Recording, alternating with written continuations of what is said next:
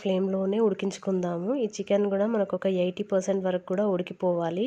ఎందుకంటే ఆకు వేసాం కదా, ఆ ఆకు కూడా మంచిగా ఉడికిపోవాలి, మొత్తం స్మాష్ అయిపోవాలి ఆకు.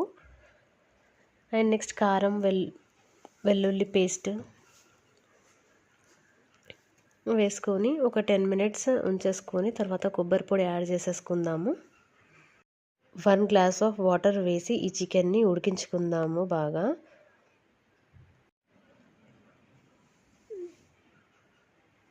చూసారు కదా, ఇలా ఆయిల్ వచ్చేసే వరకు ఉడికించుకోవాలి. నెక్స్ట్ సాల్ట్ వేసుకొని కొత్తిమీర వేసుకొని ఒక 2 మినిట్స్ లో ఫ్లేమ్లో ఉంచేసుకుందాము. మన గోంగూర చికెన్ రెడీ.